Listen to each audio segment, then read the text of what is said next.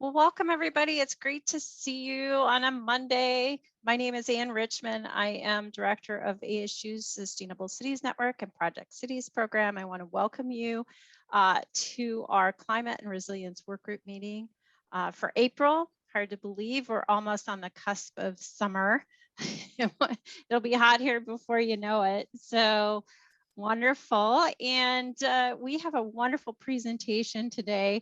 LEED for Cities, a Catalyst for Change with Hilari Varnadore. I hope I said that correct, Hilari. So we will do an introduction for that just shortly.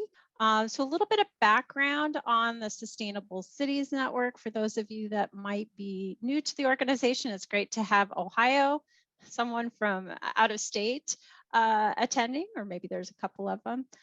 Sustainable Cities Network is an education and outreach program of the Julianne Wrigley Global Institute of Sustainability and the Global Futures Laboratory.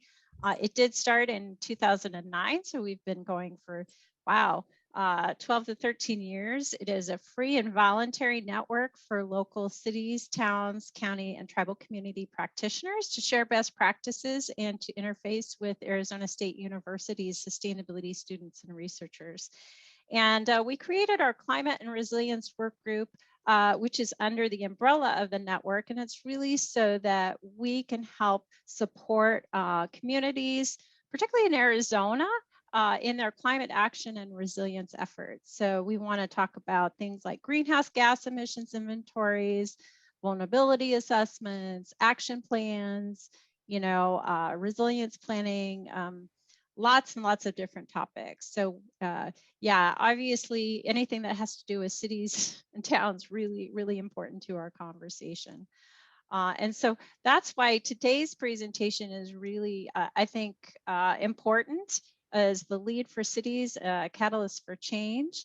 I remember when Hilari was working on the STAR community rating system, and that was such a great benchmarking tool for cities to really acclimate themselves to the various actions that they could take in so many different areas. And we used it in a couple of different classes with students in helping some of our Arizona communities kind of plan ahead. So see what they could do from a sustainability standpoint. And so we're really excited to have Hilari Varnadore.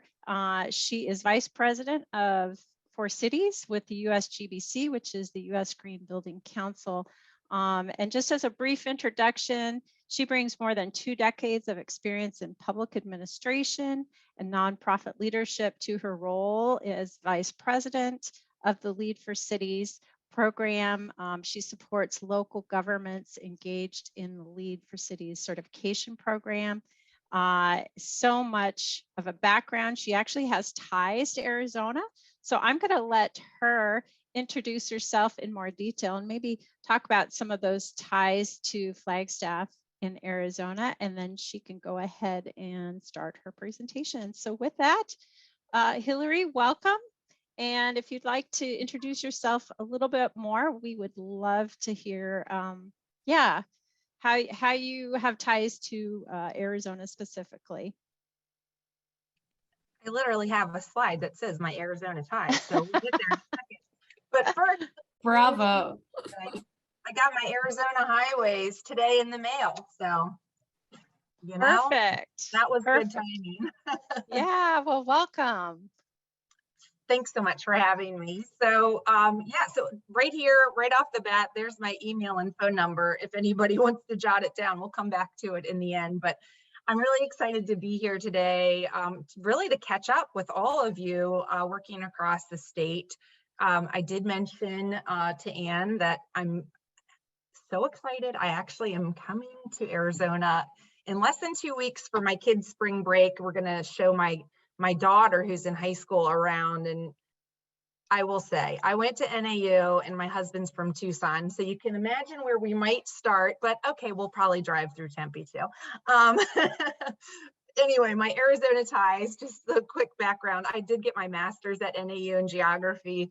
years ago, actually did a thesis on resilience, which was really fun, and actually got me, it was funded by the Nature Conservancy, and it got me to travel a lot across the state to small towns. It's when Growing Smarter legislation was coming through the state, and so I also had the opportunity to do a lot of community-based work in small towns that, you know, didn't have the capacity to have their own town planners. So I got to visit a lot of the state back in those days and really enjoyed it.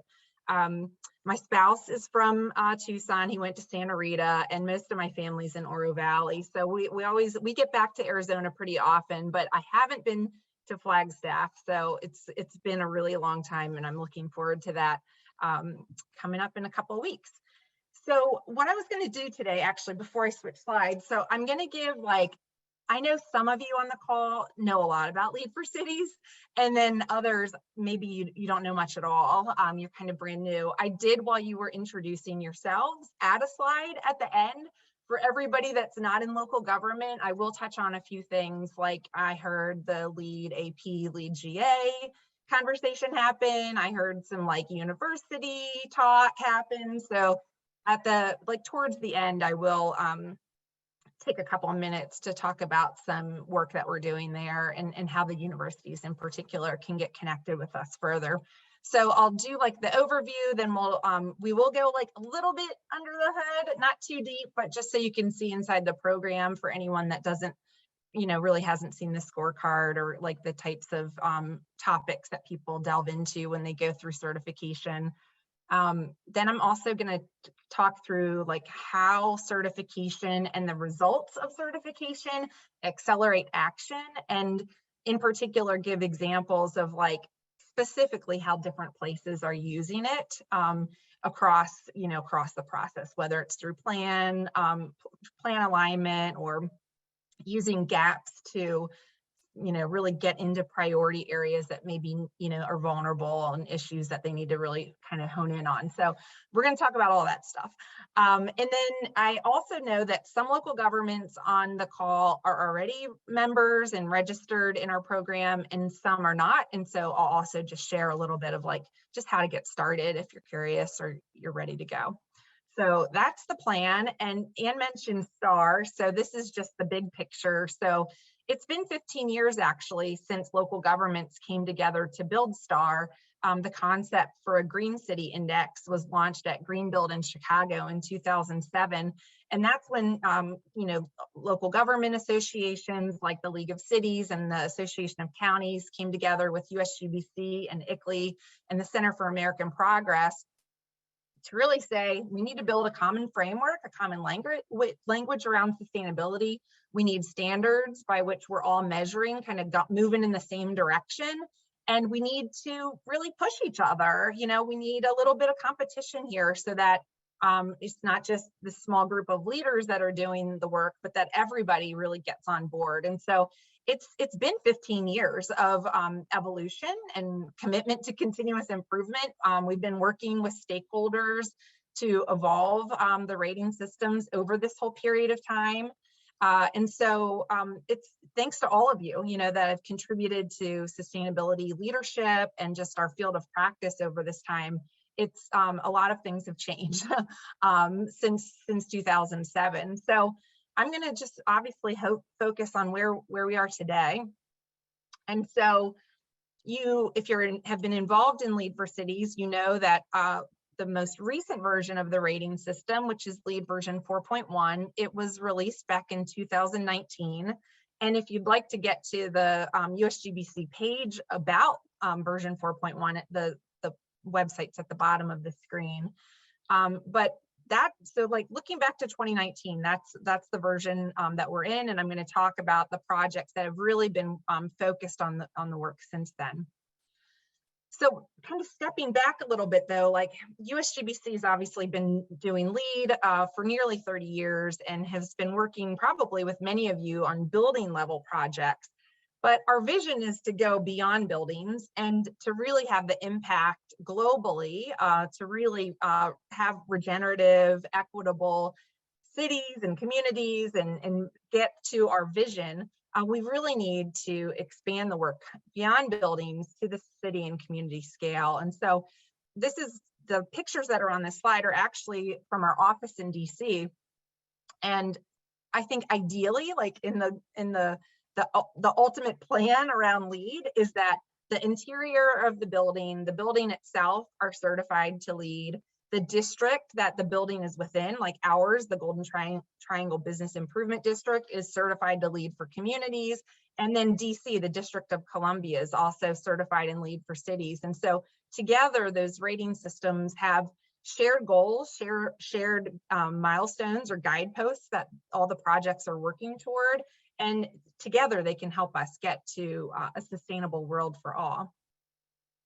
So I work with local governments specifically. I have a colleague that works on LEED for communities, and he works with mostly private developers that are creating new communities, as well as measuring the performance of existing communities. And those can be neighborhoods and districts and all different forms of community as defined by their project and their project boundary. But I'm going to focus today on the work with local governments, since that's my focus area. And as you can see on the screen here, we work with all different kinds of places. And when I say cities, I really mean local governments or cities, towns, and counties. It's just a mouthful. And I think local government sounds a little wonky, but if you're a county, I hope I don't offend you ever by saying LEED for cities. It's just really a shorter way to say it. But we do work with really large counties. I know Pima is a large county, places like San Diego County, Miami-Dade County, and large cities. Surat, India is our largest city in the program currently. But then we work all the way down to really small places too. Jupiter Inlet Colony is a place smaller than 500 in Florida that's going through certification right now.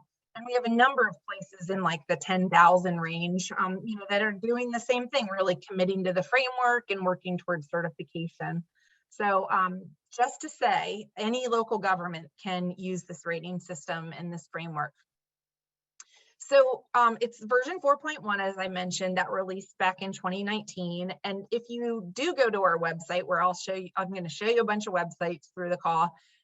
This is the rating system that you're looking to download. It's going to say existing on it, not new, not plan and design. We're talking about existing places. So existing cities and communities is what this rating system was created for.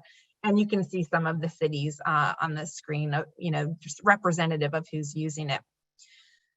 So big picture, our rating system is aligned with the SDGs. We do have an alignment paper that you can take a look at if you are curious about how your work is contributing to the global goals. I know many of you are committed to global climate targets like Paris, but also in terms of the SDGs, we are concerned with that as well in this program. And this program is global, and we have global thought leaders that are engaged. So Roseanne from Phoenix is on our LEED Cities and Communities Working Group.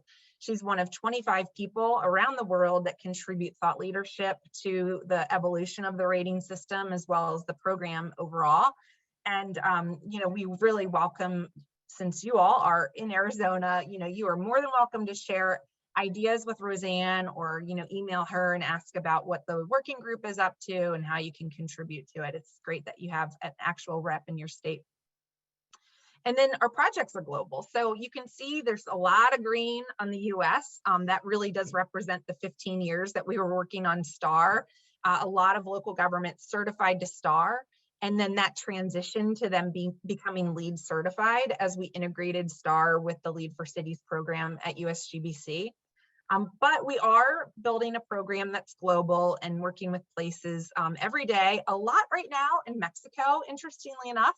And there could be a good connection, with our Arizona projects as well. We're seeing just a lot more uptake and interest in Central America right now.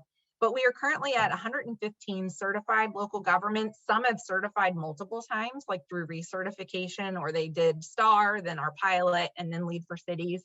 But it's 115 distinct local governments that have certified.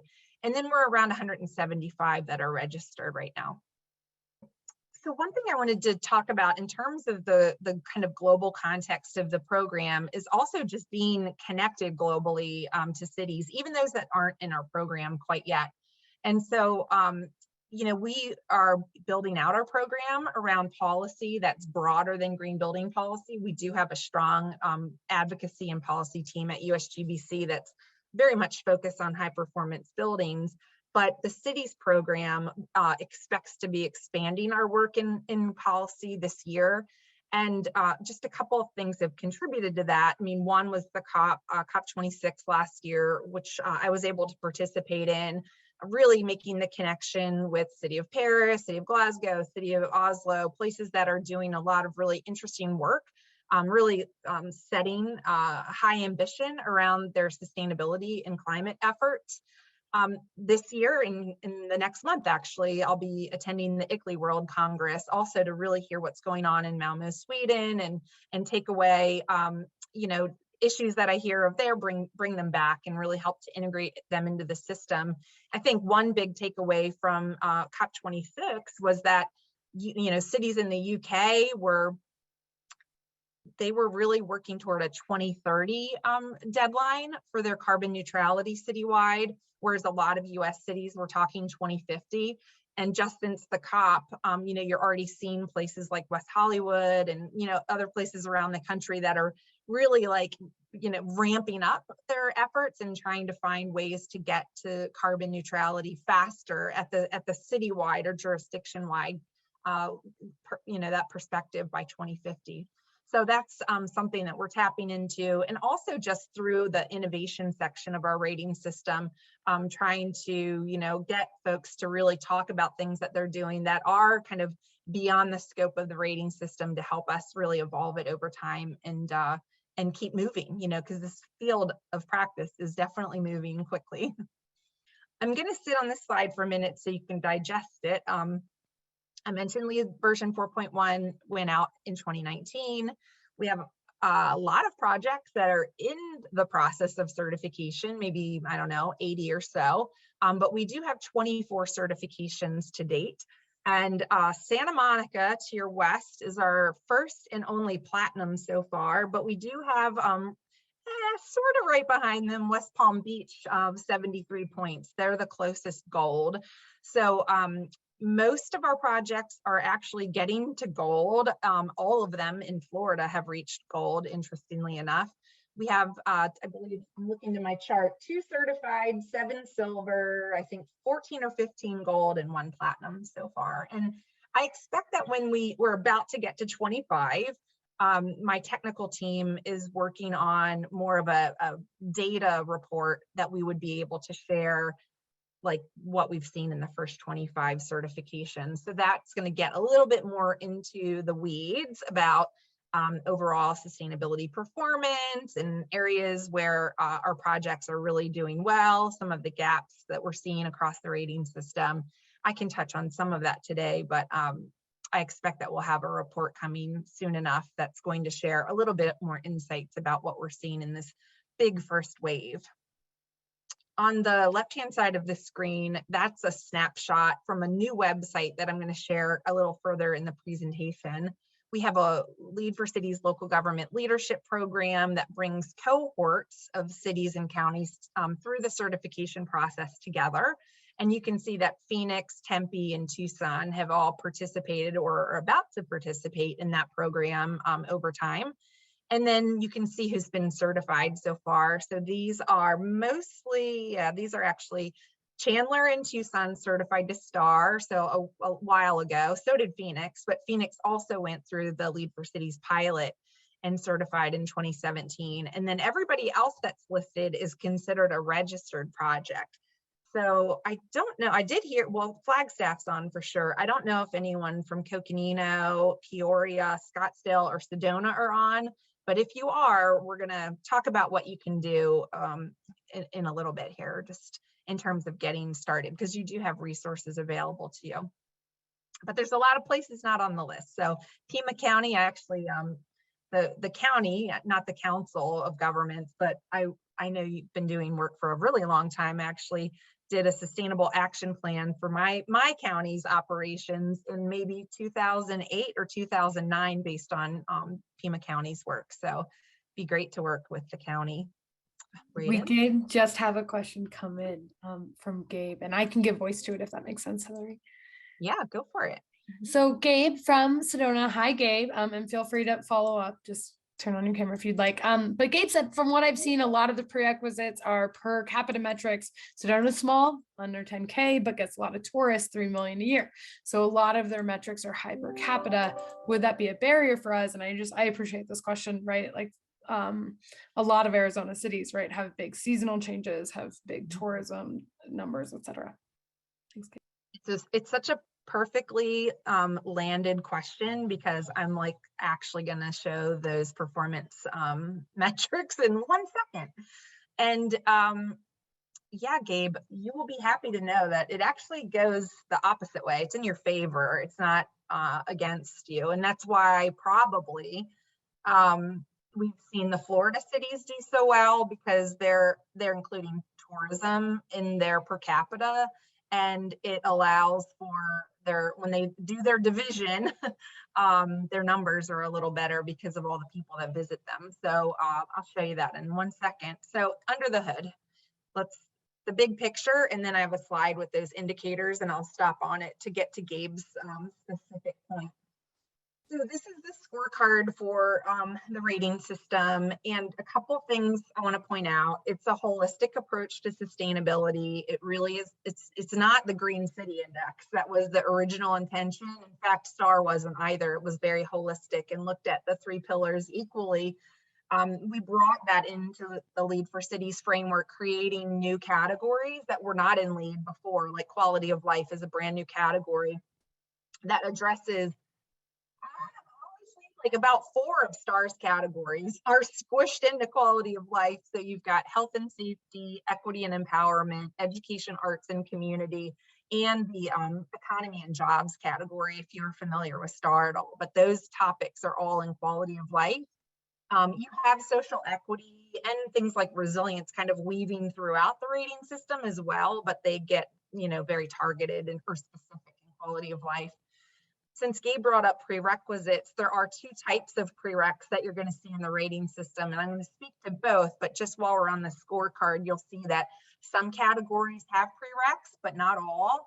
And some categories have performance prerequisites, but not all. So there's performance prerequisites like transportation performance, water performance, energy and emissions performance, and waste performance, and then lastly, quality of life performance. So we have like 5 performance prerequisite categories, and then we have a couple of other prereqs that we call base conditions. I'll show you. So just hopefully this is all sinking in. We can always come back to it. So there's 2 types of prereqs. There's the base condition prereqs. Everybody has to do them. You'll see you don't get any points. They say required, like ecosystem assessment required, water access and quality required, no points. The performance prereqs, you do get points. So the things that you have to do that you don't get points for include 2 assessments, an ecosystem assessment and a demographic assessment. Both are intended for you to go through a process of mapping and then talking about what you mapped. So in the map at the bottom, it's from Greensboro, North Carolina, and they're basically looking at percent non-white by census block group. Okay, so this is showing where their population resides. So the demographic assessment asks you to do socioeconomic and demographic mapping, and then also housing characteristics, things like median household income, and graduation attainment and things like that. And you're going to see that the map corresponds with your sociocultural groups pretty consistently. So it's intended as an exercise to bring a city or county through visualizing where investment has been made over time and who in your community are receiving benefits, and then also perhaps those that are really having more burdens. And it feeds into things like the environmental justice credit and other, in the distributional equity credit. So we have these 2 assessments. Then we also have a couple of base conditions that are around access. Do people have access to good water? Do they have access to power? Do they have access to solid waste management services? Those are all requirements in the rating system. And then let's just hit on this one with Gabe's point. So about the performance indicators. So there are 11 different indicators that you collect and report onto our ARC platform. It's just 3 of them, I think, because water, I should fix this. Water is actually just residential water consumption. So it's not a per capita, it's just a number of water, the water use. That doesn't take into account, it's still per capita, but it doesn't take into account your tourism because it's just residential. So vehicle miles traveled, greenhouse gas emissions, and municipal solid waste generated, those 3 do take into effect your tourism numbers, as well as people that come into your city or county for work. And that is done on a separate worksheet called a population calculator, where you have to tell us with, you have to have backup documents to show your tourism numbers. Maybe it's just a report from the tourism council or whatever. But in all those cases that I was mentioning, like in Florida, if you have a lot of people coming to the city, your emissions are a static number, but the people that are coming in, you're dividing by them. So the more people that visit, your emissions are going to be divided out by more people. So it actually is to the benefit of more of a tourism-based economy, the way that the system is built out. Whether that is, good or not, that's the way that our rating system is currently set up. But otherwise, most of these are not per capita. Most of these are just looking at the community as a whole. And I think, there's other issues with them. It's like you're just getting the average. You're getting average median household income, average unemployment rate. You're seeing violent crime and air quality across the entire jurisdiction on average for this prereq. We're going to go deeper throughout the rating system's credit structure, but this is just one way to measure performance at a city or county scale. So hopefully that makes sense. You do get points for these though. Your scores turn in, they get transferred into a point structure. I'll show you that in a minute. Then as you saw on the scorecard, the bulk of it is credits. There's all kinds of credits. Some are strategy based. If we don't have a quantitative standard or quantitative threshold that's been agreed upon, that this is the way that we measure this, you'll see strategies for sure. Some of them will be a mix of the two. You get a little bit of both. The green building policies and incentives credit does have, significant amount of quantitative standards. You're basically telling us the proportion of your public sector buildings that have that were constructed under a green building program, for instance. So you're looking at square footage and the overall proportion. And then you're letting us know about various incentives and financial incentives and pathways that projects have. So that's one. Then I'm just going to give you a few examples. Obviously, we don't have time to talk about the whole rating system, but compact mixed use and transit oriented development is in our transportation and land use category, really focused on where your compact and complete centers are within your city or your county. And then within those places, looking at things like access to transit and access to diverse uses, as well as just how much of your population is within those compact and complete centers. So that's a different one. Renewable energy, very popular credit that's looking at the percent of total power supply that's met by renewable power, popular one in Arizona for sure. I think Santa Monica just got full credit for theirs. They have a very high majority in the 90 percentile of residents and businesses that are getting their power, they're getting clean power off their grid.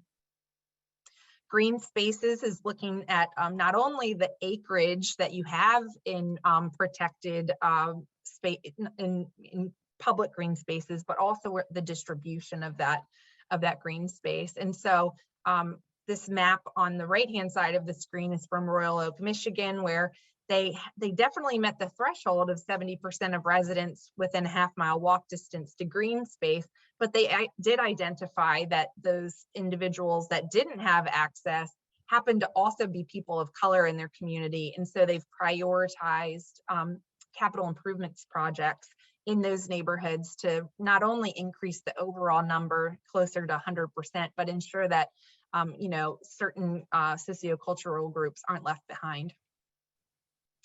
Environmental justice is another credit in our quality of life category. And this one, you have to demonstrate progress in reducing risk and exposure to EJ conditions in priority areas. And this is, I think, a common issue right now around land surface temperature, urban heat, and then, implementing urban tree canopy. And this was a project that was done in Miami Beach, Florida, that probably resonates to folks across Arizona. There's a category for innovation and a category for regional priority that were at the bottom of the scorecard. And there's up to 10 points available in those areas. And that's really where you're telling us what you're doing that's kind of above and beyond or different from the rating system. It's a great opportunity for us to see, what's happening in the field and what could be worked into the rating system over time. But we also get to see really cool projects like Louisville's human health credit that holistic human health credit that they propose through innovation, where they're working with NIH to really use trees as medicine and implementing trees in communities that don't have trees as a public health strategy. So it's a really great place for us to hear about new ideas, new practices, and then work them into the system over time where they fit in. So I'm about to pause for more questions, but I wanted to show points in scoring. So I mentioned that performance score, the performance prerequisites, they can get you up to 36 points. And then your credits are up to 64 plus 10 for innovation and regional priority. It brings you to 110 total for the rating system. And then I showed you at the beginning, but our structure is the same as the other LEED rating systems, where you have to have 40 points to get to certified, and 80 for platinum, and then the others in between. Do green power credits include out-of-state RECs? That's a good question. I'm gonna have to check on that one, Anthony. So hold tight. I'll look maybe when we're at a break. So this is a certification overview. So when you're done with the process, you get certified, you get a full report from us, but you're gonna see your kind of scorecard broken up a few ways. You've got your ARC performance scores on the one side, and then your overall points available and what you were able to not only pursue, but achieve on the right-hand side. And this is just a glimpse at Greensboro, North Carolina's. We build a case study that has this information, and then it goes onto the LEED project directory, and you can hop over there. I can show you how to get there to see a couple of good examples of project pages.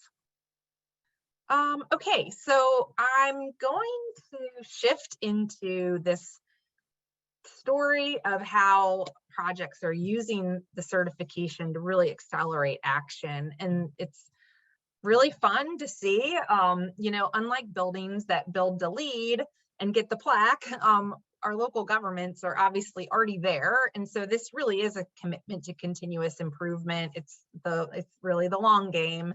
And so I think number one is just knowing that this rating system is more than a rating system. It really is a framework for sustainability that's there to support sustainability officers, resilience officers, and be their kind of operations manual. I know STAR was thicker, so it felt like the operations manual. We've honed it down a bit for LEED for cities, but the expectation is that it's still addressing the same categories and topics, and really moving much more into performance where we can, so that we can get at those quantitative standards, and then really provide support on strategies a little bit more outside of the rating system, where those really need to take place to move the needle on the change and the outcomes. I don't know if y'all saw it, but last year there was this interesting Forbes Ignite report, The Rise of the Chief Sustainability Officer. It applies not only to government, but all of the sectors that have CSOs, but it did present the sustainable innovation flywheel that kind of goes around from inspire, assess, target. You can see around on the right side there. The way that the sustainability officer works is really how we're engaging with local governments. And so I kind of use it as a little bit of framing in this section to show the connection to the work. So I've talked a little bit about ARC.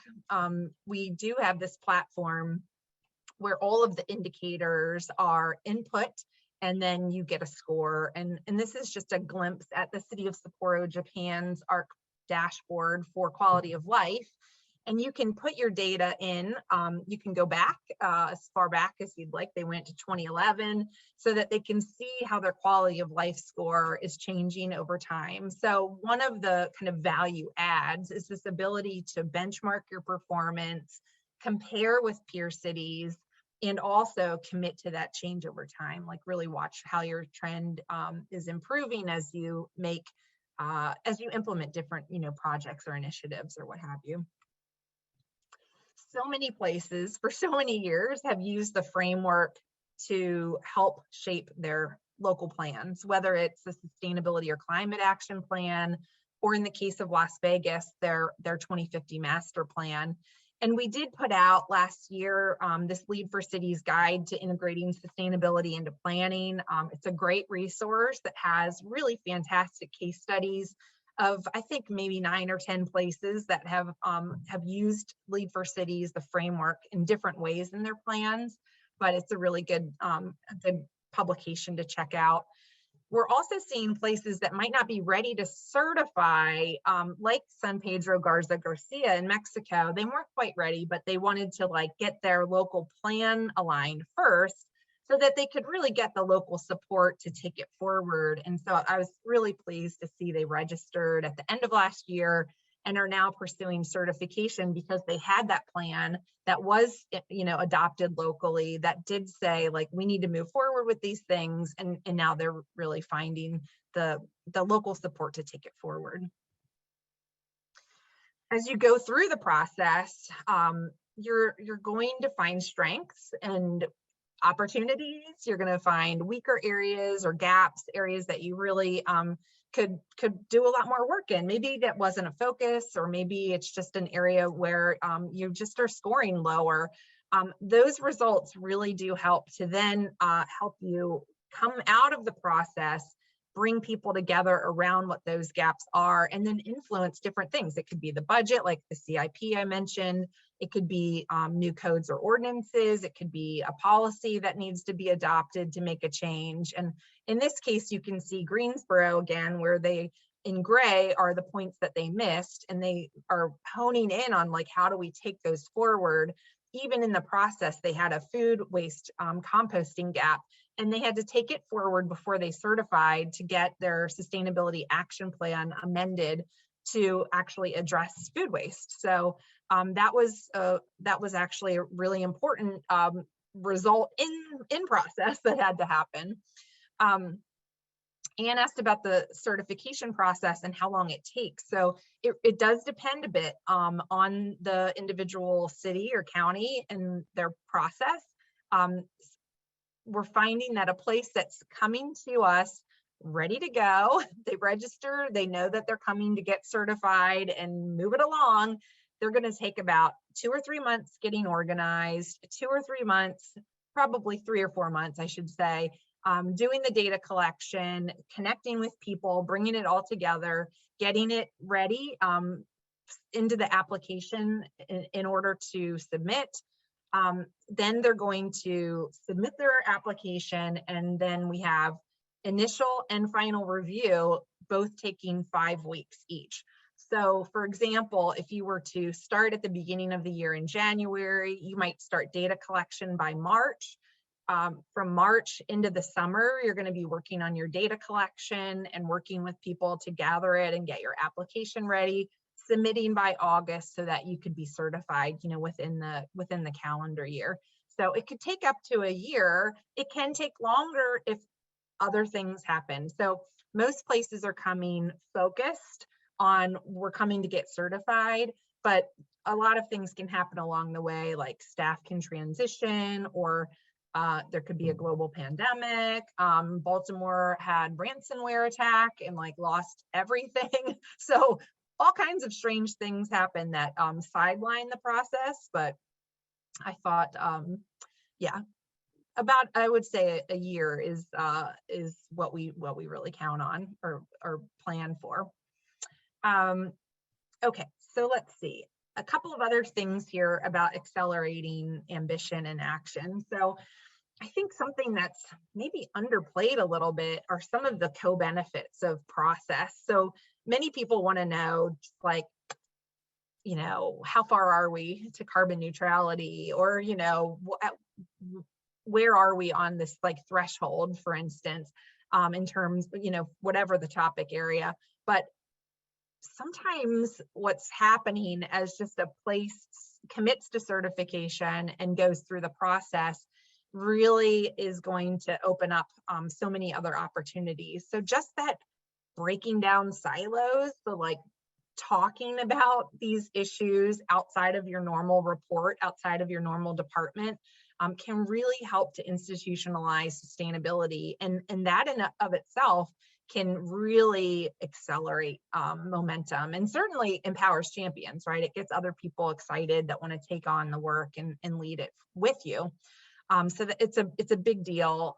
Bloomberg put out a report also late last year that was talking about how far off we were to some of our climate goals, and in part it's being kind of stuck in like inventory and planning space, like we need to get to execution and implementation. But they also raised how critical it is to institutionalize sustainability and increase climate literacy within our local government, so that more people are at the table and understanding what we're talking about, and can help us really take it forward, and maybe not be barriers for us. We host this leadership program. I mentioned it early on, cohorts that work together over the year. And, you know, really the purpose of that is to really build the collaboration across the country, the sharing, you know, really when places in all different, they're in all different places from where they've been working on sustainability. Some are almost brand new to it, while others, like Santa Monica recently, you know, they've been doing this for 30 years. So when you get all of these people, different people that have different experiences with their sustainability program together, it really helps to kind of level the playing field and bring more people along, which is good for our work overall as a country. And then lastly, I think, you know, having going through certification, knowing that you've just evaluated or audited all of your work across all of these areas, it really sets you up you're ready for investment, right? You're ready for philanthropy. You're ready to talk to your community foundation or your bank.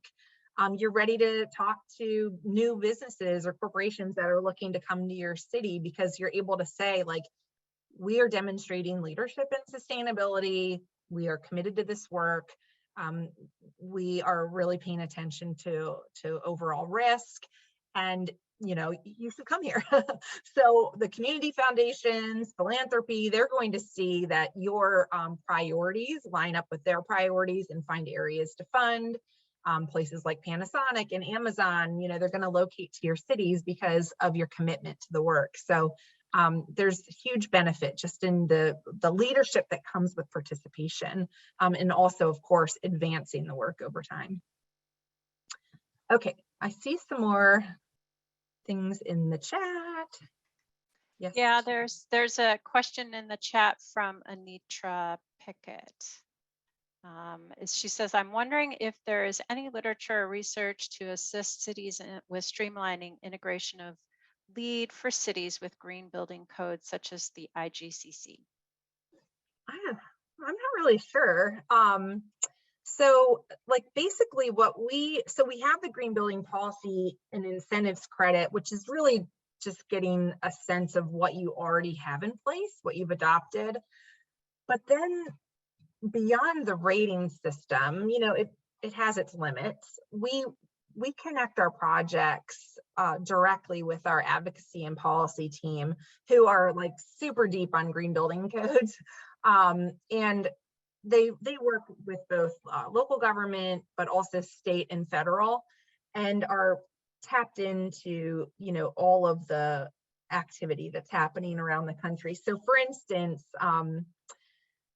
Miami-Dade County identified that, you know, they only go so far, and so with their green building regulations, so they just immediately at certification set up a meeting with advocacy team to talk about like how to take it forward. And so that's usually what I haven't seen literature or research as much as we're just connecting the dots. So a place that has any kind of gap in that credit area, we're connecting them directly with staff that can then work with them on, you know, whatever they need to do to take it forward. You know, sometimes it's you know, updating code or just being part of the code process, or updating their local regulations, adding new incentives, or reducing barriers. Like Cleveland identified that projects that are coming in with like to meet their LEED, that I think they have a voluntary requirement, but you're supposed to get fast tracked if your project's LEED certified. And they're seeing that it's actually taking longer for those projects to get reviewed. So I think a lot of those types of issues are getting kind of figured out through the LEED for Cities process, and then also bringing other people to the table, because oftentimes the folks that are working on like the LEED for buildings, whether it's public sector or private sector, they may be in different departments than the person that's overseeing the LEED for Cities process. So we do tend to like connect people within the local government. We also bring together people that are just USGBC members in their communities that can help them along as well. So hopefully that helps. It's not a direct answer. Okay, so I'm checking time. I'm going to just do a quick getting started for folks. This is just a couple of you. I know there's a few that haven't registered that are on the call, and for you, you'll have this slide that tells you how to do it, how much it costs. Everybody wants to know how much it costs. So you have to become a silver member to get like the discount. So the total is $10,500. Let's see, what am I saying? So it's $1,500 for your silver membership. It's $2,500 for your registration.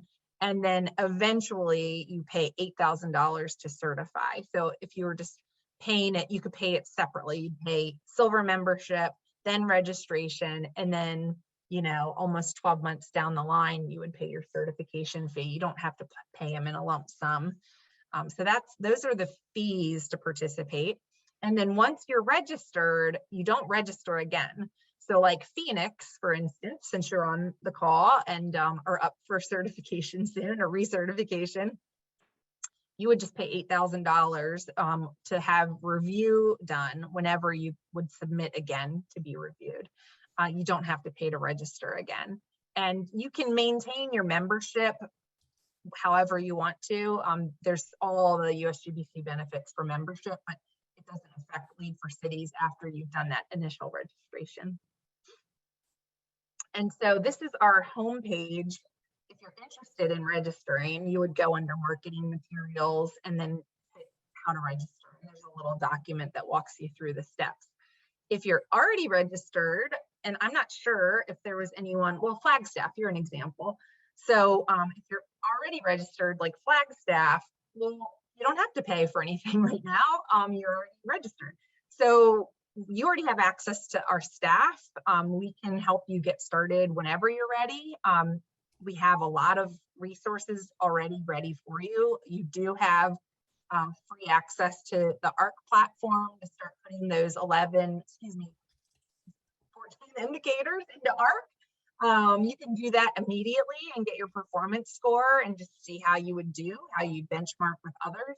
You have access to a ton of Dropbox folders, as many as you want, but we have everything for you to get started. So just reach out whenever you're ready, or even if you just want like a 30-minute tutorial on all the things that are available to you.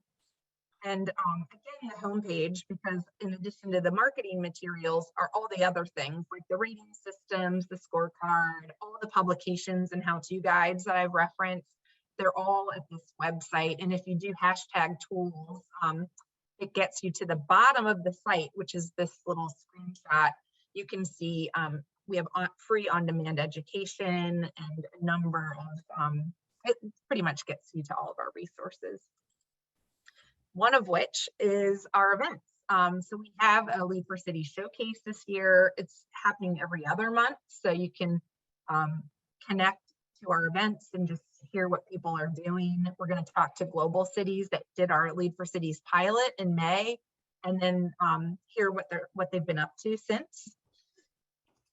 To get to the courses, so in addition to going to our page, if you're just at usgbc.org, you can go to education and then courses, and you can just type in LEED for Cities, and it'll show all of our free programming. There's a lot of it, and if you are a LEED AP or a LEED GA, which I know a number of you mentioned, ours are free, so you get your CEU and you don't have to pay for it. So there's a lot of really good stuff there. In fact, the program that Roseanne did with us called Sustaining America's Desert Cities was in the top 5 of all USGBC education last year for like the most people watched it and took the test. I think there were almost 5,500 people last year that watched Roseanne's on-demand program, which was really cool because it also featured Albuquerque and Las Vegas. So it was certainly a Desert Southwest program.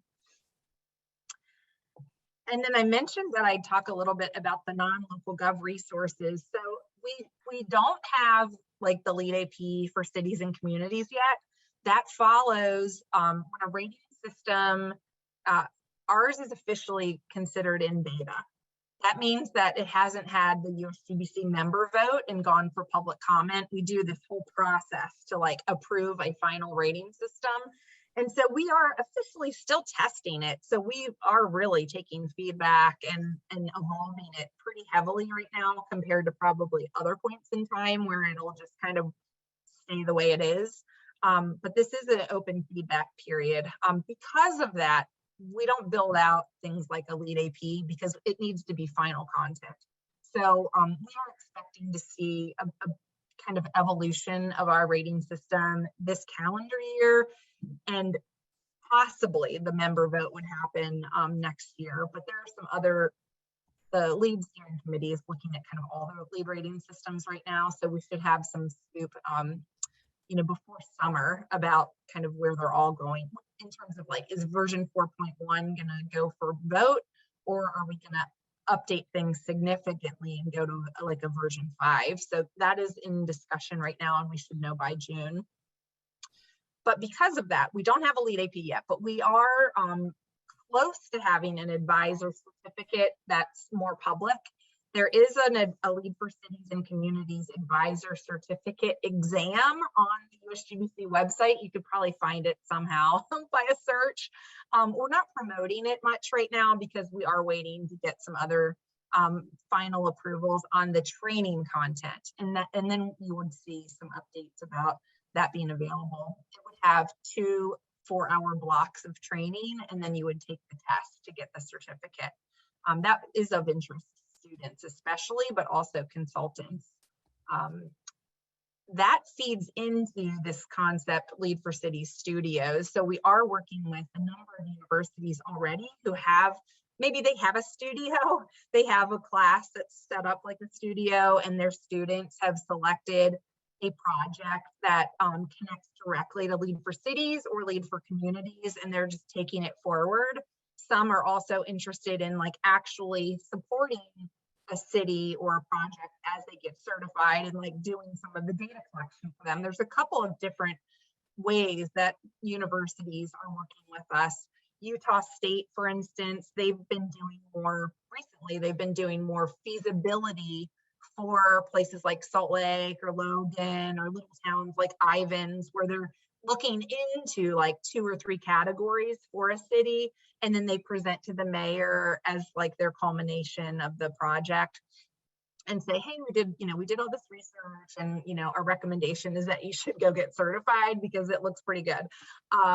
That's one example. They could also even, we've had a class just study one of our categories and then tell us what they think we should do to fix it or evolve it. So, there's so many opportunities, I think, with universities. We expect that we will get something more formal like LEED Labs in the future, where there's curriculum and like you could even teach to LEED for Cities or teach to LEED for Communities.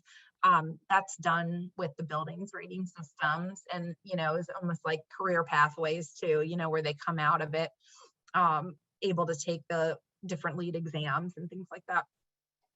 I mentioned LEED for communities again, just because I didn't talk about it a lot, but within a city or within a county, there are so many projects that could use LEED for communities. And there were some consultants, I believe, on this call that may be your easy in for a project because they have money, unlike the local governments, and they might already be really interested in talking, kind of elevating their sustainability leadership as part of their project. So even communities are very diverse. I've seen airports, like in terms of existing airports, theme parks, even like anything that's more than a few buildings, like an entire campus, like a school campus could use LEED for communities. It's different than LEED for campuses. So it's the same rating system I just talked about, where you're looking holistically at your sustainability. It's less design oriented.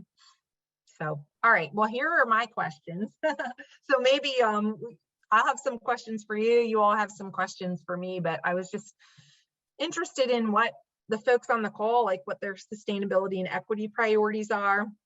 Larissa joined me today. We did get funding with our new 2022 cohort to do an equity scan of the local governments that are engaged in our work to really see like where are we in terms of social equity, like sustainability programs in general have concentrated more and more on the people, like the root of the issues of like in community, but we want to know what barriers cities are still really facing, and what are the kind of top tier issues that we need to focus on.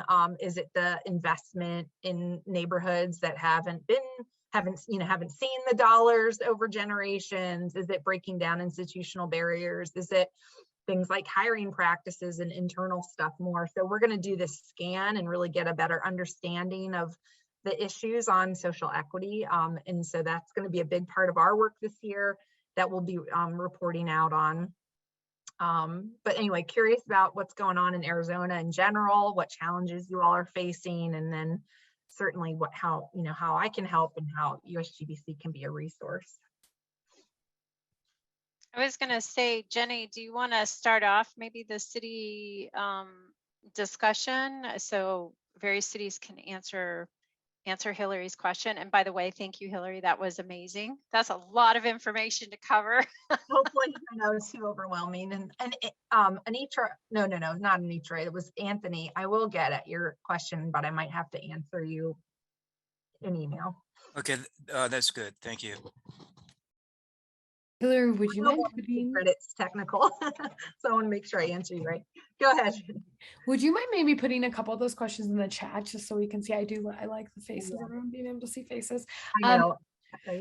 First of all, thank you, Hilary. This was so helpful and just such a wide-ranging, I think, view of the program. So thank you so much. I think that I'll just start, from Flagstaff's perspective, right? I think in terms of, our sustainability priorities, our equity priorities is how do we get to carbon neutrality, right? How do we do what the science tells us we need to do? And I think that leads into the challenges, right? Our internal change, leadership change, folks understanding what we need to do to get there, which is why I think that, third-party rating systems can provide so much value, right? And what I heard you talk about, right? Being able to benchmark ourselves, right? Against other cities, against the system to help us really understand this is what we need to do from an external source, right? So I think that is what I am really excited about, and being able to hold up Flagstaff work and say, this is our gap, right? Because what I think we're having trouble with is the understanding gap of what it's really going to take to meet our goals. So thank you for this. And I'm definitely going to be looking into this and starting to share more, right? Of like, this is what we can do to really help with that sort of understanding gap, both internally and externally, right? With the community, with our staff, with our council members, et cetera. And, when Anne asked about the timeline, sometimes the timeline gets really extended because all of that exciting stuff starts to happen. Like there's a woman, in Middleton, Wisconsin, who is not certified yet, and she wants to be certified, but she just went, all these things happened, along the way as she connected with people to talk about the rating system and in particular, they hadn't done a lot on social equity, and it really opened up so many different conversations and opportunities that she's advancing all of them, but she's like, oh my gosh, like I need to just get this application together, right, and finish it. So sometimes that slows people down, but it's good work and it's in the right direction. So I'm like, just keep doing what you're doing, you know. You're not procrastinating, you're doing other things, it's fine. Right, I love it. Any other cities that want to speak to kind of your sustainability equity priorities or challenges, right? Or questions and how you might be interacting with LEED for Cities or USGBC? So this is Lisa. Hi, I know I'm new in Scottsdale. Hi, everybody. I haven't met everybody, but I just came from Baltimore. So since Hilary mentioned Baltimore, I thought I'd maybe chime in just a little bit. Thanks, Jenny. So we're one of those cities that's taken a little bit longer. Hilary was very kind to sort of talk about the ransomware and everything. But I think just one thing I would add to that as to why I think it took us a little bit longer was, and you know, that time frame of a year versus more than a year is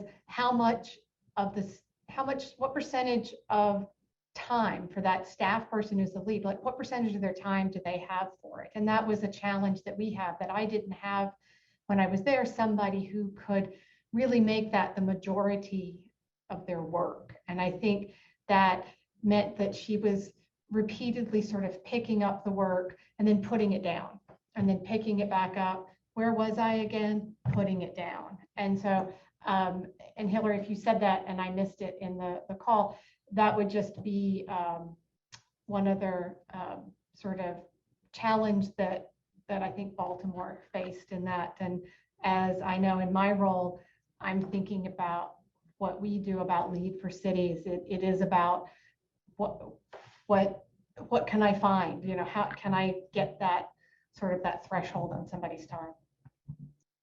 Yeah, that's a really good point. I think that particularly someone that's going to just get like things always given to them, you know, like the list that just keeps accruing. If you're in an office that's connected to policymakers and places, you know, where all the big initiatives come through, like they're always coming in the door. And so it's hard if you're that person that your list just never really gets everything checked off. And so we do hear that having like a graduate student, or even just like if someone can bring on a sustainability analyst, or, you know, more of a kind of a younger, like a professional, like newer to the sustainability career, that can just focus on it.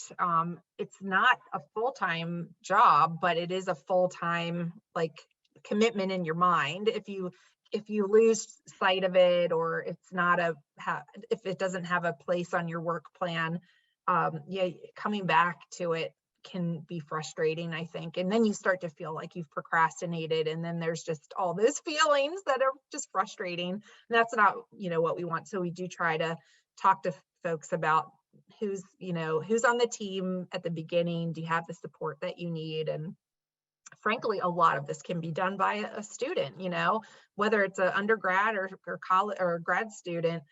So much is writing up narratives and taking data. Like, it's helpful to have someone like Lisa that knows everyone and who is high level and will get a response to a question. Like, I don't know that Lisa was putting out the request, but you know, if you're a sustainability director, it'd be great because you know the department directors and you're at least going to get the response. But then you don't have the time to sit and write all these narratives out. You know, a lot of it is just digesting information and putting it in a format that goes in a pretty boring application, right? And so, but that is a really useful skill for someone in, you know, that's in a coordinating or analyst role, that's just really learning all of the things that go into sustainability work in local government. But that's a big issue, Anne.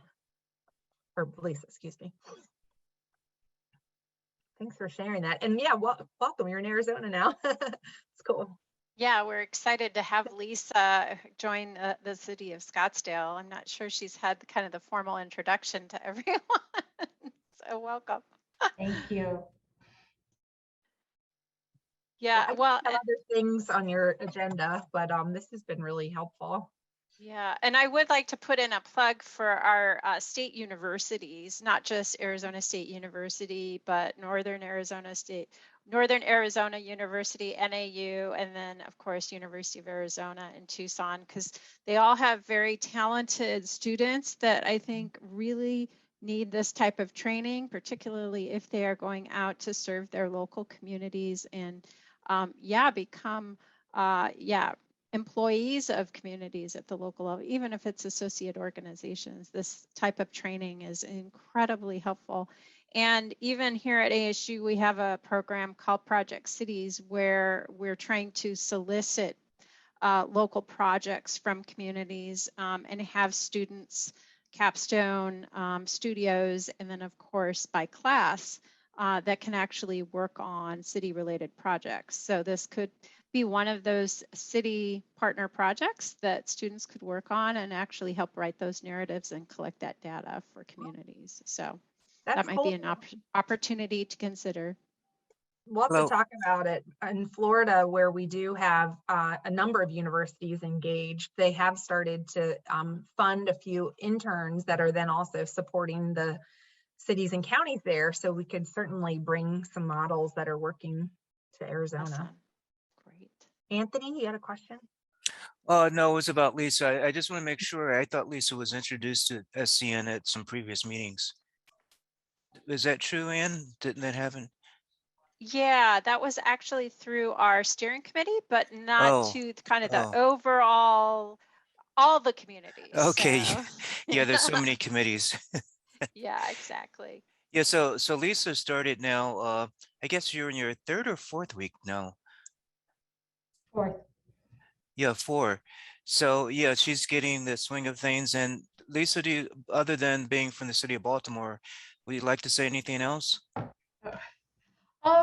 You know, I'm just thrilled to be here. I was in Baltimore and UC Berkeley before that. So, and your comment about working with students, you know, I think that can be a very powerful source of connection between universities and cities. And I actually got to spend some time, I worked for a while in Northern Arizona. So I worked for the private company that runs the hotels and the mule rides at the Grand Canyon for 5 years, and then for the Nature Conservancy up in Flagstaff too. So I'm just thrilled to be back in Arizona.